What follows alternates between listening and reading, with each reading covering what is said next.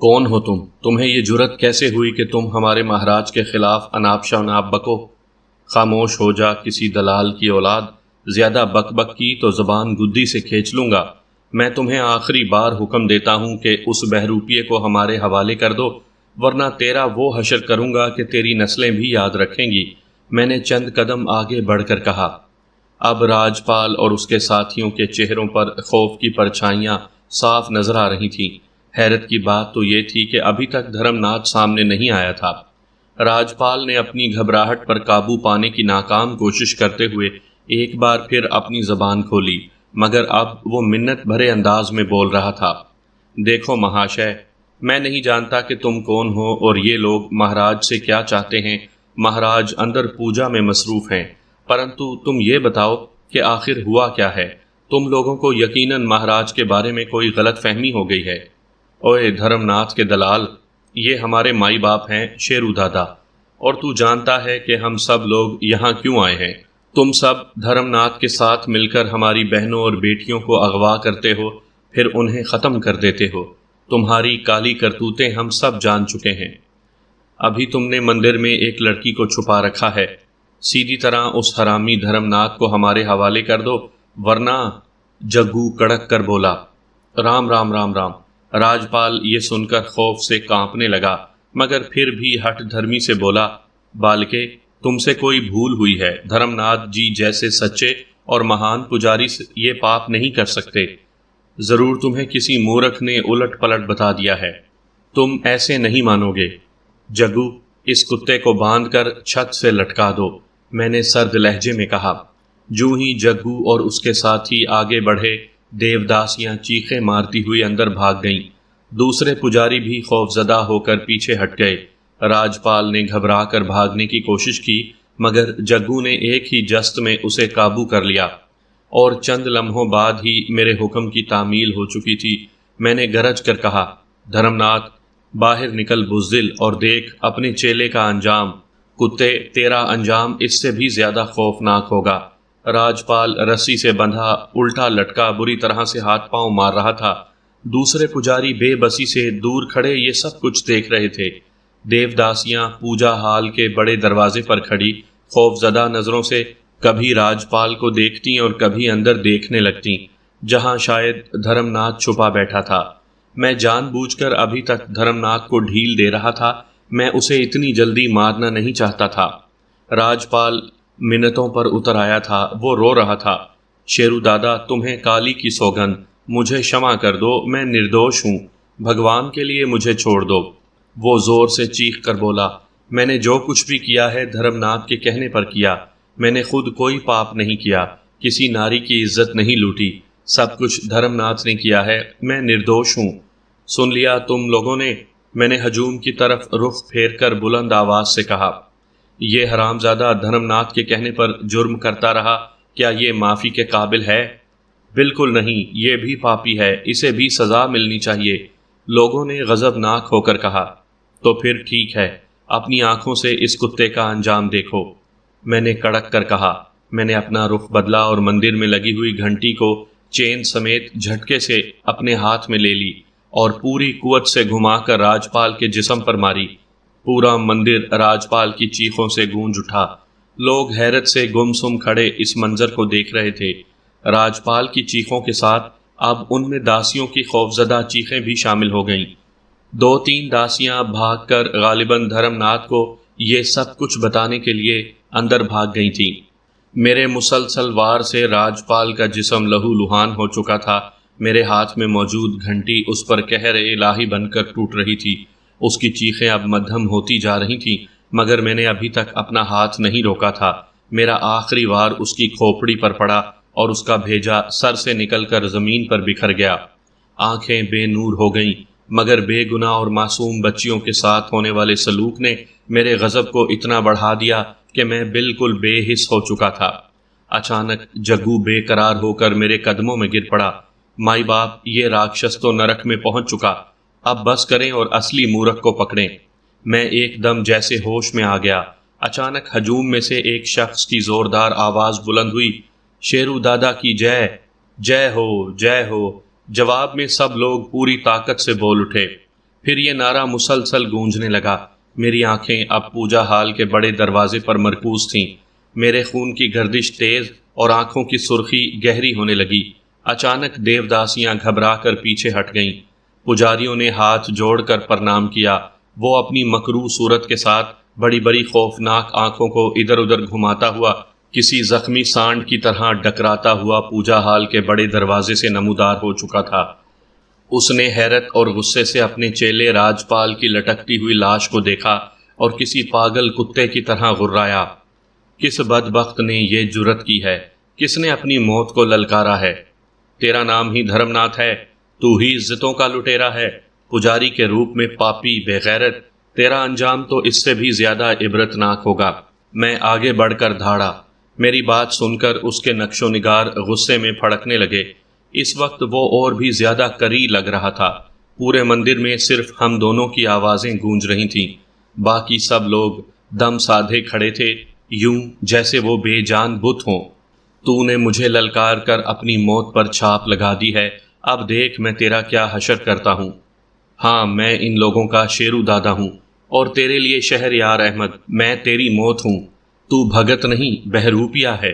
راجپال تیرا پالتو کتا تیرے گناہوں کا ثبوت دے چکا ہے۔ اب تو لوگوں کو مزید دھوکہ نہیں دے سکتا۔ لوگ تیرا اصلی روپ جان چکے ہیں۔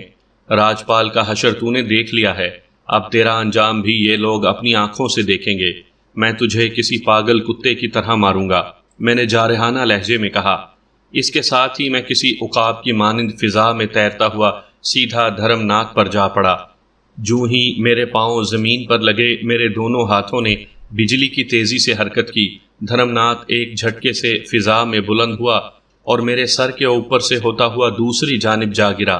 اس کا بھاری بھرکم جسم ایک دھماکے سے پکے فرش پر گرا اور ساتھ ہی اس کی ایک زوردار چیخ بلند ہوئی۔ اس کے بعد میرے ہاتھ پاؤں مشینی انداز میں حرکت میں آ گئے۔ دھرم ناتھ کسی فٹ بال کی طرح میرے آگے آگے لڑک رہا تھا۔ پورا مندر اس کی چیخوں سے گونجنے لگا۔ اس کا چہرہ اور جسم جگہ جگہ سے خون آلود ہونے لگا تھا۔ میں نے ایک بار پھر دونوں ہاتھوں میں اسے اٹھا کر فضا میں بلند کیا اور دور پھینک دیا۔ وہ سیدھا سامنے کھڑے پجاریوں پر جا گرا۔ اچانک 2-3 پجاری تیزی سے آگے بڑھے اور میرے پاؤں پکڑ لیے۔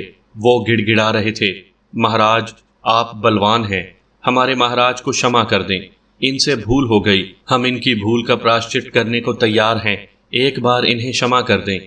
میں نے ان سے پاؤں چھڑانے کی کوشش کی۔ اتنی دیر کے لیے میرا دھیان دھرم ناتھ کی طرف سے ہٹ گیا اور یہی مجھ سے چوک ہو گئی۔ دھرم ناتھ کے لیے یہ موقع کافی تھا۔ اس نے فوراً منہ میں کچھ پڑھنا شروع کر دیا جسے میں دیکھ نہ سکا۔ میں نے جگو کو اشارہ کیا تو وہ اور اس کے 2-3 ساتھی بھوکے بھیڑیوں کی طرح ان پجاریوں پر پل پڑے، مگر مجھے دیر ہو چکی تھی۔ دھرم ناتھ نے اپنا عمل مکمل کر لیا تھا۔ اس نے زور سے نعرہ لگایا، جے کالی ماتا کی جے۔ پھر اس نے میری طرف پھونک مار دی۔ میرے جسم کو زوردار جھٹکے لگنا شروع ہو گئے۔ وہ خونخوار نظروں سے مجھے گھور رہا تھا، تبھی اس نے کوئی دوسرا عمل شروع کر دیا۔ اس کے ہونٹ تیزی سے حرکت کر رہے تھے۔ دائیں ہاتھ کی انگلیوں کا رخ اس نے میری طرف کر رکھا تھا۔ اچانک مجھے میرے جسم میں لاوا سا دہکتا محسوس ہوا۔ میں نے محسوس کیا کہ میرے پاؤں سکڑ رہے ہیں۔ میں نے چونک کر اپنے پیروں پر نظر ڈالی تو میں لرز کر رہ گیا۔ میرے پاؤں پر کسی جانور کی طرح چھوٹے چھوٹے بال نمودار ہونا شروع ہو گئے تھے۔ سامعین کرام، آپ سن رہے ہیں ایک خوفناک اردو کہانی قبر کا بیٹا۔ یہ اس سلسلے کی قسط نمبر 8 ہے۔ مجھے امید ہے آپ کو میری یہ کاوش پسند آ رہی ہوگی۔ ان کی شکل آہستہ آہستہ بدل رہی تھی اور ساتھ ساتھ میرے جسم میں تپش بڑھتی جا رہی تھی، اور یوں لگ رہا تھا جیسے کہ میں کسی دہکتے ہوئے تندور میں جا گرا ہوں۔ یہ تپش میری برداشت سے باہر ہوتی جا رہی تھی۔ اچانک ہی میرا جسم ہوا میں تحلیل ہونے لگا۔ اس کے ساتھ ہی میرے جسم میں بڑھنے والی تپش ایک دم ہلکی ہونے لگی۔ میری نظر اپنے پاؤں پر پڑی۔ میرے پاؤں، جو کہ اس وقت تک آدھے آدھے کتوں کے پنجوں میں تبدیل ہو چکے تھے، دیکھتے ہی دیکھتے اپنی اصلی حالت میں واپس آ گئے۔ دھرم ناتھ نے اپنا حملہ ناکام ہوتے دیکھا تو فوراً ہی دوسرا عمل شروع کر دیا۔ جیسے ہی اس کا عمل ختم ہوا، اس نے اپنے ہاتھ کو اٹھا کر میری طرف جھٹکا دیا اور ساتھ ہی زوردار نعرہ بلند کیا، جے جے کالی۔ اچانک مجھے یوں لگا جیسے کہ دھرم ناتھ کے ہاتھوں سے آگ نکل کر ایک بڑے گولے کی شکل میں میری طرف بڑھی ہو، اور یہ دیکھ کر جگو اور اس کا ساتھی رامو بے قرار ہو کر میری جانب بھاگے۔ جگو تو سیدھا میری طرف آیا تھا، مگر رامو اپنی برق رفتاری کی وجہ سے خود پر قابو نہیں پا سکا اور مجھ سے آگے نکل گیا۔ جوں ہی جگو میرے قریب آیا، وہ میرے جسم سے یوں گزر گیا جیسے وہ گوشت پوست کا انسان نہ ہو بلکہ صرف ہوا کا کوئی جھونکا ہو، اور یہی بات اس کے لیے زندگی کی ضمانت بن گئی، کیونکہ آگ کے دہکتے ہوئے گولے نے رامو کو اپنی لپیٹ میں لے لیا۔ فضا میں رامو کی کربناک چیخ بلند ہوئی، اس کے پورے جسم کو آگ لگ چکی تھی، وہ چیخیں مارتا ہوا ادھر ادھر بھاگ رہا تھا۔ اب آگ کا گولا میرے قریب آ چکا تھا، دوسرے ہی لمحے وہ آگ کا گولا بھی میرے جسم سے یوں آر پار ہو گیا جیسے کہ میرا وہاں کوئی وجود ہی نہ ہو، جبکہ سینکڑوں لوگوں نے دیکھا کہ میں جہاں کھڑا تھا وہیں پر کھڑا ہوں۔ میں نے ایک نظر رامو پر ڈالی۔ رامو جیسے ہی میرے نزدیک آیا، میں نے آگے بڑھ کر تیزی سے رامو کو مندر میں بنے پانی کے حوض میں اٹھا کر پھینک دیا۔ پانی میں گرتے ہی رامو کے جسم سے آگ غائب ہو گئی، مگر رامو کے پورے جسم پر آبلے پڑتے جا رہے تھے، مگر مجھے یقین نہ تھا کہ اب اسے ان آبلوں سے کوئی تکلیف محسوس نہیں ہو رہی ہوگی۔ تاہم یہ وقت ایسی باتیں سوچنے کا نہ تھا۔ میں نے غضبناک نظریں دھرم ناتھ پر ڈالیں، جو کہ حیرت سے آنکھیں پھاڑے مجھے دیکھ رہا تھا۔ شاید اسے یقین نہیں آ رہا تھا کہ میں اس کے اس خوفناک وار سے بچ گیا ہوں۔ میں نے اس پر وار کرنے سے پہلے جگو کو مخاطب کیا، جس کی مداخلت سے مجھے نقصان بھی پہنچ سکتا تھا۔ جگو، اب تم یا تمہارا کوئی ساتھی کسی قسم کی مداخلت نہیں کرے گا، ورنہ اس کے ساتھ مجھے بھی نقصان پہنچ سکتا ہے۔ صحن میں کھڑے لوگ کونوں میں خوف سے دبکے پڑے تھے۔ میں نے فوراً دھرم ناتھ کی طرف توجہ دیتے ہوئے سرد لہجے میں کہا، دھرم ناتھ، سنبھلو، ناکامی تمہارا مقدر بن چکی ہے، اب میری باری ہے۔ دھرم ناتھ نے میری بات سن کر ایک جھٹکے سے اپنا سر ہلایا اور منہ میں سے کچھ بڑبڑانے لگا، لیکن اس سے قبل کہ وہ مجھ پر کوئی وار کرتا، میں تیزی سے آگے بڑھا اور میرا دایاں ہاتھ فضا میں لہرا گیا۔ میرا ہاتھ پوری قوت سے اس کے جبڑے پر پڑا۔ دھرم ناتھ کے منہ سے کربناک چیخ بلند ہوئی، میرے ہاتھ پاؤں مشینی انداز میں حرکت میں آ گئے تھے۔ دھرم ناتھ کی چیخوں میں اور بھی شدت پیدا ہو گئی تھی۔ وہ میرے وار سے بچنے کی ناکام کوشش کر رہا تھا اور ساتھ ہی ساتھ زور زور سے چلا رہا تھا، بھگوان کے لیے بس کرو، نہ مارو مجھے، شمع کر دو مجھے، ہائے، اف، او مر گیا، نہ مارو، اور رک جاؤ، شمع کر دو۔ وہ میرے واروں سے بچنے کے لیے ادھر ادھر بھاگتا، مگر میں اسے اٹھا کر وہیں لا کر پٹخ دیتا۔ وہ مار کھاتا ہوا پوجا ہال میں داخل ہو چکا تھا۔ 2-3 پجاری اس کی حمایت میں آگے بڑھے، مگر مجھ پر تو جنون سوار ہو چکا تھا۔ کچھ دیر میں دھرم ناتھ کے ساتھ ساتھ وہ بھی چیخنے چلانے لگے۔ سارا ہجوم خوف و حیرت کے عالم میں یہ تماشا دیکھتے ہوئے ہمارے پیچھے پیچھے پوجا ہال کے قریب آ چکا تھا۔ دھرم ناتھ بھاگتا ہوا سیدھا جا کر کالی کے چرنوں میں گرا اور اس مصیبت سے بچنے کے لیے دہائی دینے لگا، ماتا، اپنے بھگت کو بچا لو، دہائی ہے ماتا، دہائی ہے، اپنے سچے سیوک کو بچا لو ماتا، یہ ملیچ تیرے پجاری کو مار ڈالے گا، بچا لو ماتا، بچا لو۔ اس کی بے بسی پر میں نے ایک زوردار کہا لگایا اور پھر کسی خون خوار چیتے کی طرح غرا کر کہا، دھرمے، تجھے تو تیرا بھگوان بھی معاف نہیں کرے گا، تیری کالی کرتوتوں پر وہ بھی تجھ سے ناراض ہو چکا ہے۔ ثبوت چاہیے تجھے میری بات کا؟ تو یہ دیکھ۔ دھرم ناتھ نے خون سے لتھڑا ہوا چہرہ اٹھا کر میری طرف دیکھا۔ اس کی آنکھوں سے بے بسی جھلک رہی تھی۔ پھر وہ خوف زدہ انداز میں کالی کے بت کی طرف دیکھنے لگا۔ یہ ایک دیو ہیکل بت تھا جسے ایک چبوترے پر رکھا گیا تھا۔ اچانک ہی وہ بت فضا میں بلند ہو گیا۔ یہ دیکھ کر دھرم ناتھ اور وہاں پر موجود دوسرے پجاریوں کے منہ سے چیخیں نکل گئیں۔ میں خود حیران نظروں سے بت کو دیکھ رہا تھا۔ بت تیزی سے ان پر آ گرا۔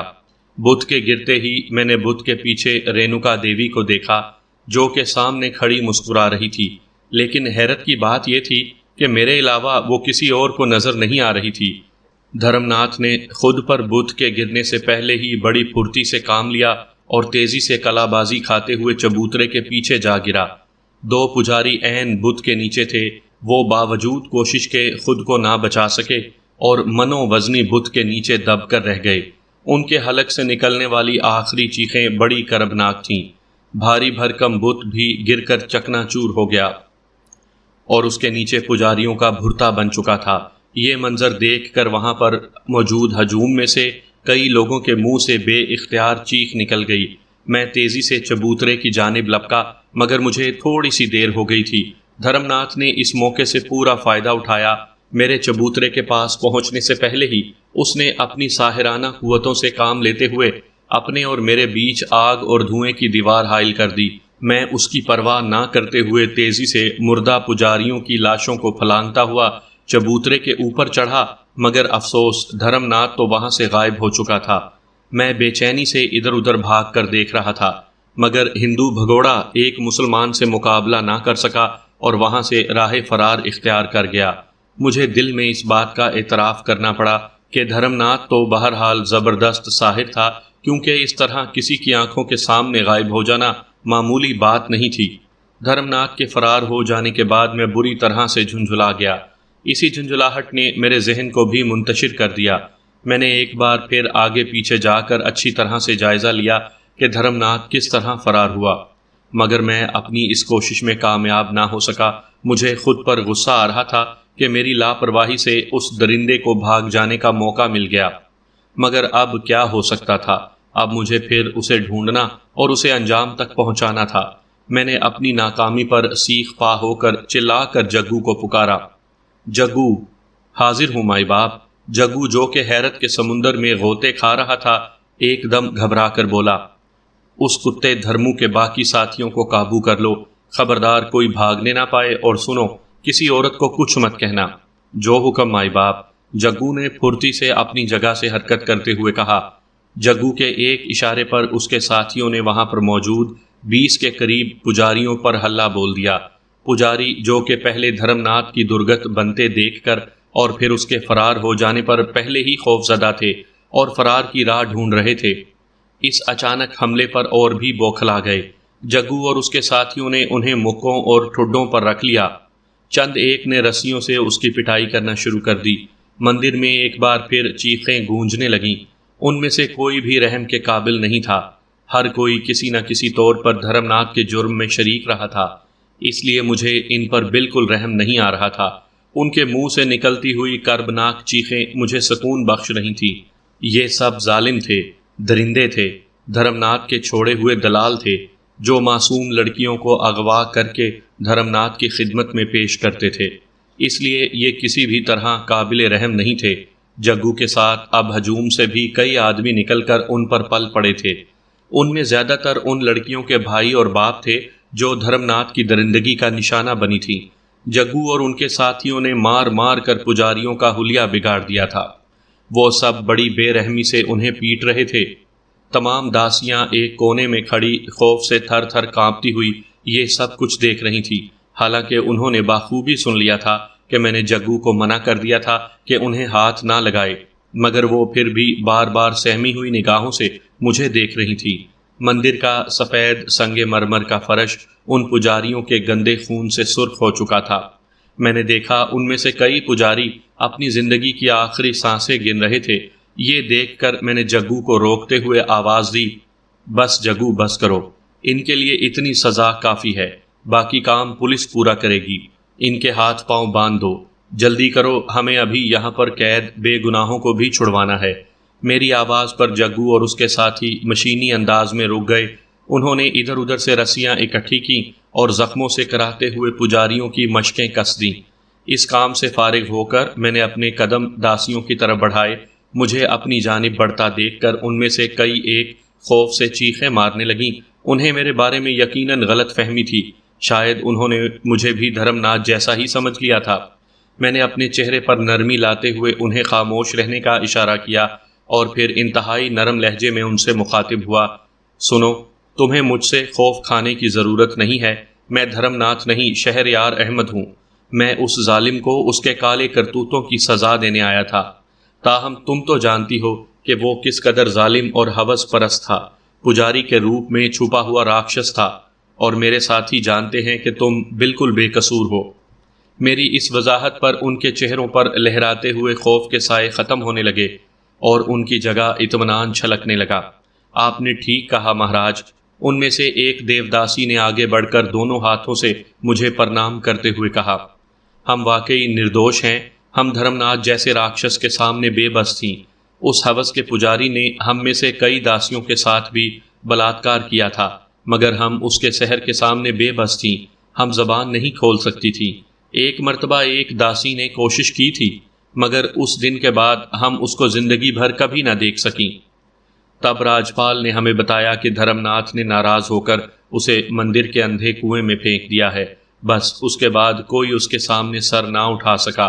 اتنا کہہ کر وہ داسی بری طرح سسکنے لگی۔ بھول جاؤ پرانی باتوں کو، اب یہاں پر دوبارہ کوئی دھرم ناتھ نہیں آئے گا۔ وہ بہروپیہ زیادہ دیر تک مجھ سے بچ نہیں سکتا، میں اسے پاتال سے بھی نکال لاؤں گا، پھر تم لوگ اس کا عبرتناک انجام اپنی آنکھوں سے دیکھنا۔ میں نے ان کو دلاسے دیتے ہوئے کہا، بھگوان کرے ایسا ہی ہو۔ وہ سسکتی ہوئی بولی، انشاءاللہ ایسا ہی ہوگا، مگر تمہیں بھی ایک کام کرنا ہوگا۔ میں نے مسکرا کر کہا، تم سب کو پولیس کے سامنے دھرم ناتھ اور اس کے ساتھیوں کے کالے کرتوتوں کے متعلق سب کچھ بتانا ہوگا۔ میں نے کہا، ہم تیار ہیں، ہم پولیس کو سب کچھ سچ سچ بتا دیں گے۔ اس نے فوراً ہی رضامندی ظاہر کر دی۔ پھر میرے کہنے پر جگو نے کچھ آدمیوں کو ان پجاریوں کے پہرے پر چھوڑا اور باقی آدمیوں کو ساتھ لے کر مندر کے ان کمروں کی طرف بڑھا جہاں پر دھرم ناتھ نے سلیم اور دوسرے لوگوں کو قید کیا ہوا تھا۔ مہاراج سنیے، اچانک اسی دیوداسی کی آواز آئی۔ میرے ساتھ دوسرے لوگ بھی رک کر اس کو دیکھنے لگے۔ آپ کو ضرور ان لوگوں کی تلاش ہوگی جن کو دھرم ناتھ نے یہاں پر قید کر رکھا ہے۔ ہاں ہاں، میں نے جلدی سے کہا، کیا تمہیں ان کے بارے میں علم ہے؟ میں نے بے چینی سے پوچھا۔ جی ہاں، آئیے میرے ساتھ۔ وہ فوراً آگے بڑھی، میں اس کے ساتھ چل پڑا۔ جگو اور اس کے ساتھی بھی ساتھ ساتھ تھے۔ میں نے چلتے چلتے اس سے پوچھا، تمہارا نام کیا ہے؟ روپمتی۔ وہ مسکرا کر بولی، اب اس کا خوف بالکل ختم ہو چکا تھا۔ تمہیں ان قیدیوں کے بارے میں کیسے پتا چلا؟ وہ کچھ بتاتے بتاتے رک گئی، ساتھ ہی وہ کچھ افسردہ ہو گئی۔ بولو، رک کیوں گئی؟ میں نے نرمی سے پوچھا۔ وہ ظالم کئی بار مجھے اپنی ہوس کا نشانہ بنانے کے لیے اسی تہہ خانے میں بلا چکا ہے، وہیں میں نے ان کو دیکھا تھا۔ وہ آہستہ سے دکھی لہجے میں بولی۔ اوہ! میں نے ایک نظر اس کے چہرے پر ڈالی اور پھر خاموش ہو گیا، کیونکہ میں اس کو مزید دکھی کرنا نہیں چاہتا تھا۔ وہ ہمیں لے کر تہہ خانے کی سیڑھیاں اترنے لگی۔ نیچے جا کر اس نے ایک کونے میں لگے بجلی کے سوئچ کو آن کیا تو تہہ خانہ روشن ہو گیا۔ وہ مختلف راہداریوں سے ہوتی ہوئی ایک جگہ جا کر رک گئی۔ یہاں پر راہداری میں دونوں طرف کمرے بنے ہوئے تھے جن کے دروازے بند تھے اور ان پر تالے پڑے ہوئے تھے۔ وہ میری طرف دیکھ کر بولی، مہاراج، ان کمروں میں آپ کو وہ لوگ مل جائیں گے۔ جگو، تالے توڑ دو، میں نے کہا۔ جگو نے اپنی پسٹل نکالی اور تالے کے پرخچے اڑ گئے۔ پہلا کمرہ کھولا تو سامنے ایک شخص زمین پر بیٹھا ہوا نظر آیا۔ اس کے پاؤں میں زنجیر بندھی ہوئی تھی، جسم پر تشدد کے نشانات صاف نظر آ رہے تھے۔ اس کا لباس تار تار ہو چکا تھا۔ ہمیں دیکھ کر اس نے اٹھنے کی ناکام کوشش کی اور لڑکھڑا کر گر پڑا۔ جگو نے اس کو جلدی سے آگے بڑھ کر محبت سے سہارا دے کر بٹھایا۔ اس کے چہرے پر کرب کے آثار نمایاں تھے۔ کیا نام ہے تمہارا دوست؟ میں نے قریب پہنچ کر نرمی سے کہا۔ کیوں، کیا اتنی جلدی نام بھی بھول گئے ہو میرا؟ اس کتے نے تمہیں میرا نام نہیں بتایا، وہ حقارت سے بولا۔ یہ دھرم ناتھ کے ساتھی نہیں ہیں، اس کے دشمن ہیں، اسے بہت مارا انہوں نے۔ روپمتی نے مسرت بھری آواز میں کہا، واقعی؟ کہیں یہ بھی اس مکار کی کوئی چال تو نہیں ہے؟ وہ بے یقینی سے بولا، نہیں دوست، یہ سچ کہہ رہی ہیں، ہم لوگ تمہارے دشمن نہیں، دوست ہیں۔ میرا نام شہریار احمد ہے، تمہارا نام کیا ہے؟ کیا تم مسلمان ہو؟ وہ خوشی سے بھرپور لہجے میں بولا۔ الحمدللہ، میں مسلمان ہوں، میں نے مسکرا کر کہا۔ میرا نام سلیم اللہ خان ہے، مجھے دھرم ناتھ نے… میں سب جانتا ہوں، اور یہ بھی سن لو، میں یہاں صرف تمہاری اور نیلوفر کی مدد کے لیے آیا تھا، مگر یہاں آ کر اور بھی بہت سے لوگ ایسے ملے جو دھرم ناتھ کے ظلم کا شکار تھے، اس لیے اب تمہارے ساتھ ساتھ مجھے ان کا بھی بدلہ لینا ہے۔ اس درندے سے، میں نے ایک عزم سے کہا۔ مگر آپ کو ہمارے بارے میں کیسے پتا چلا؟ وہ حیرت سے بولا۔ یہ ایک لمبی کہانی ہے، فرصت میں سناؤں گا کبھی، میں نے جلدی سے کہا۔ پھر میرے اشارے پر جگو نے اس کو زنجیر سے آزادی دلائی اور جگو کا ایک ساتھی اسے سہارا دے کر کمرے سے باہر لے گیا۔ اگلے کمرے سے ہمیں وہی لڑکی مل گئی جس کو کل رات دھرم ناتھ نے اغوا کروایا تھا۔ اس بیچاری کا رو رو کر برا حال ہو چکا تھا۔ روپ متی نے آگے بڑھ کر اسے پیار سے گلے لگایا اور آزادی کی خوشخبری سنائی۔ ایک اور کمرے سے 2 لڑکیاں مزید برآمد ہو گئیں جن کو مختلف علاقوں سے اغوا کیا گیا تھا۔ ان سب کو لے کر ہم باہر نکل آئے۔ لوگوں نے حیرت سے ان مظلوموں کو دیکھا اور ان مظلوموں نے بھی حیرت اور خوشی سے اتنے بڑے ہجوم پر نظر دوڑائی۔ تب انہیں اپنی اپنی آزادی کا یقین آ گیا۔ اچانک فضا میں پولیس گاڑیوں کے سائرن کی آوازیں گونجنے لگیں۔ سب لوگ گردنیں موڑ موڑ کر مندر کے باہر والے گیٹ کی جانب دیکھنے لگے۔ سائرن کی آوازیں تیزی سے نزدیک آ رہی تھیں۔ میں نے مسکرا کر معنی خیز نظروں سے جگو کی طرف دیکھا جسے میں نے اپنے پروگرام سے آگاہ کر دیا تھا۔ جگو نے بھی مسکرا کر مجھے دیکھا۔ پھر مندر کی پتھریلی سیڑھیوں سے بھاری بوٹوں کی دھمک سنائی دی۔ انسپیکٹر خان میرے ساتھ طے کیے ہوئے پروگرام کے مطابق بالکل ٹھیک وقت پر پہنچا تھا۔ سب سے پہلے مجھے خان کا چہرہ نظر آیا۔ اس کے ساتھ انسپیکٹر ونود اور 20-25 پولیس والے ہاتھوں میں بندوقیں پکڑے نمودار ہوئے۔ پولیس کو لوگوں نے ایک طرف ہو کر راستہ دیا۔ پولیس والے مندر میں خونی اور بندھے ہوئے پجاریوں کو دیکھ کر ٹھٹک گئے۔ انسپیکٹر خان بھی چونک پڑا۔ پھر اس نے اپنی حیرت پر قابو پایا اور تیزی سے آگے بڑھا۔ پسٹل اس کے ہاتھ میں تھی۔ کس نے کیا یہ سب کچھ؟ اس نے جان بوجھ کر لا علم بنتے ہوئے کڑک کر کہا۔ میں نے کیا خان، یہ سب کچھ میں نے کیا ہے۔ میں نے آگے بڑھ کر سینہ تان کر کہا، میں نے، شیرو دادا نے یہ سب کچھ کیا ہے۔ نہیں، یہ میں نے کیا ہے۔ اچانک جگو نے جذباتی انداز میں کہا، نہیں صاحب، یہ میں نے کیا ہے۔ جگو کا ایک ساتھی جلدی سے آگے بڑھ کر بولا، یہ ہم نے کیا ہے، یہ ہم نے کیا ہے۔ اچانک وہاں پر موجود سب لوگ پرجوش انداز میں بولے۔ خان حیرت سے چاروں طرف گھوم کر رہ گیا۔ یہ مجرم ہیں خان، عزتوں کے لٹیرے ہیں، ہوس کے پجاری ہیں، مذہب کا لبادہ اوڑھ کر لوگوں کو دھوکہ دیتے ہیں۔ میں نے سرد لہجے میں کہا، ان کا یہ حشر میں نے اور میرے ساتھیوں نے کیا ہے، مگر وہ خان نے بے چین ہو کر ادھر ادھر دیکھا۔ میں اس کا مطلب سمجھ گیا۔ میں نے افسردہ ہو کر کہا، مجھے افسوس ہے خان، ان کا گرو وہ بڑا شیطان دھرم ناتھ زخمی حالت میں بھی اپنی مکاری سے فرار ہونے میں کامیاب ہو گیا، مگر وہ بچ کر نہیں جا سکتا مجھ سے۔ بہت جلد وہ دوبارہ میری گرفت میں ہوگا، میں نے پرعزم لہجے میں کہا۔ میری بات پر خان افسردہ ہو گیا، مگر پھر بھی میرے ارادے اور میرے موجودہ کارنامے کو دیکھتے ہوئے وہ کافی حد تک مطمئن ہو گیا۔ خان صاحب، یہ وہ لڑکیاں جن کو دھرم ناتھ نے اغوا کر کے قید کیا ہوا تھا، اور یہ نوجوان بھی اس کی قید میں تھا۔ دھرم ناتھ کے جرائم کی گواہی یہاں کی دیوداسیوں سے تمہیں مل جائے گی۔ دھرم ناتھ کے جرم میں شریک یہ چھوٹے پجاری آپ کے سامنے ہیں، ان سے ان کے جرائم کا اعتراف کروانا آپ کا کام ہے۔ میں نے پروقار لہجے میں خان کو مختصر تفصیل بتائی۔ شکریہ شیرو دادا، تم نے ایک بار پھر قانون کی مدد کی ہے، اس کے لیے ہم سب تمہارے مشکور ہیں۔ خان نے گرم جوشی سے مجھے گلے لگاتے ہوئے کہا۔ اوکے خان صاحب، باقی باتیں پھر ہوں گی، اب اجازت۔ میں نے مسکرا کر خان سے علیحدہ ہوتے ہوئے کہا، اوکے، ایک بار پھر آپ کا بہت بہت شکریہ شہریار احمد۔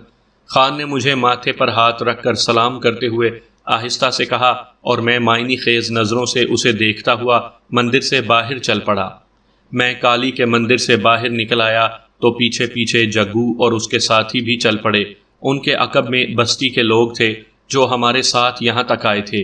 ان کے چہرے خوشی سے مہک رہے تھے، اس کے باوجود کہ دھرم ناتھ پکڑا نہیں جا سکا تھا، مگر اس کا چہرہ بے نقاب ہونے اور اس کے فرار ہونے پر بھی انہیں بہت زیادہ خوشی تھی، اور شاید اس لیے بھی کہ انہیں اب اس بات کا یقین ہو گیا تھا کہ مجرم کے فرار ہو جانے سے ان کی ماؤں اور بہنوں کی عزت محفوظ ہو گئی ہے۔ یہ لوگ پورے جوش و خروش کے ساتھ نعرے لگاتے ہوئے میرے پیچھے پیچھے چلے آ رہے تھے۔ اب ان کے جوش و خروش میں میرے لیے عقیدت بھی تھی۔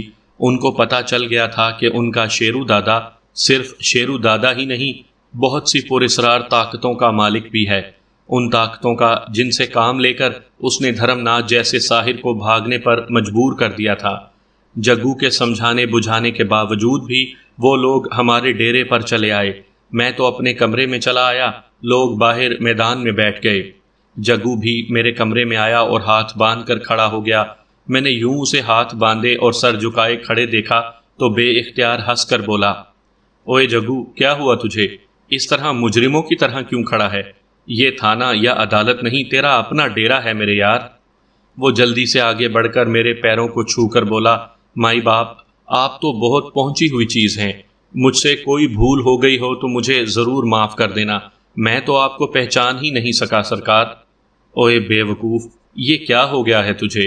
اب مائی باپ کے ساتھ ساتھ سرکار کا دم چھلا بھی لگا دیا تم نے۔